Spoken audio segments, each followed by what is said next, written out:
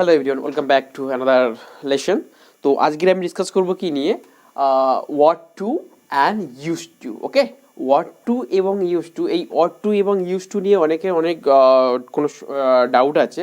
তো আজকের আমি এই ভিডিওর মাধ্যমে তোমাদের এই ডাউটটাই আমি ক্লিয়ার করে দেবো। ঠিক আছে, চলো শেষ পর্যন্ত দেখো ভিডিওটা। তো কি বলা হচ্ছে ought to. Okay, ought to মানে কি, এটা এটা এটা মিনিং নিয়ারেস্ট শুড, অর্থাৎ শুড মানে উচিত অর্থে, ঠিক উচিত অর্থে বলবো আমরা অট টু, ঠিক অতটা টেন্ডেন্সি নিয়ে আমরা বলবো না, জাস্ট উচিত অর্থেই আমরা বলবো, ইউজ করি আমরা জেনারেলি। তো সেক্ষেত্রে আমরা কি প্রথমে সাবজেক্ট দেব, দেন সাবজেক্টের পরে অট, to, then main verb. Okay, verb 1 then object. তো আমরা কি বলতে পারি, আচ্ছা তোমার ডাক্তারের পরামর্শ নেওয়া উচিত, তোমার ডাক্তারের পরামর্শ নেওয়া উচিত, you ought to advise doctor. ওকে, তোমার ডাক্তারের পরামর্শ নেওয়া উচিত। আমি বলতে পারি তোমার হসপিটালে যাওয়া উচিত, you ought to go to hospital.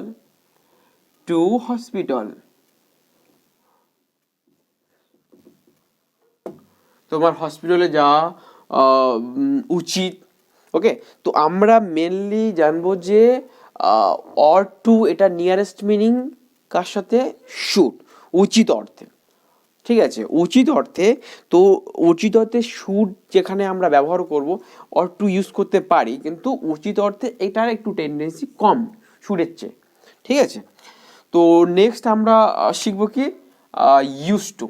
Use to আমরা তখন ইউজ করি অতীতকালে কোনো একটা কাজ, মানে হ্যাবিটেড কোনো কাজকে যদি আমরা বলতে যাই, অর্থাৎ আমি অতীতকালে মানে আমি যখন when I was a student I use to play every day, that mean আমি যখন ছাত্র ছিলাম আমি কিন্তু রীতিমতো খেলা করতাম, আমি রীতিমতো মানে প্রত্যেক দিন আমি স্কুলে যেতাম, প্রতিদিন খেলা করতাম, আমি এক্সারসাইজ করতাম। তো আমার অতীতকালে কোনো একটা অভ্যাসকে যদি আমি বলতে চাই, তখন আমরা ইউজ টু ব্যবহার করি। সিম্পলি সাবজেক্ট দেব, then use to then verb object. Okay, তো যেমন আমি আমি প্রত্যেক দিন স্কুলে যেতাম। Okay, I use to go to school every day. আমি প্রতিদিন স্কুলে যেতাম, আমি প্রতিদিন খেলা করতাম। I used to play, আমি প্রতিদিন আমার বন্ধুদের সাথে খেলা করতাম। I used to play with my friends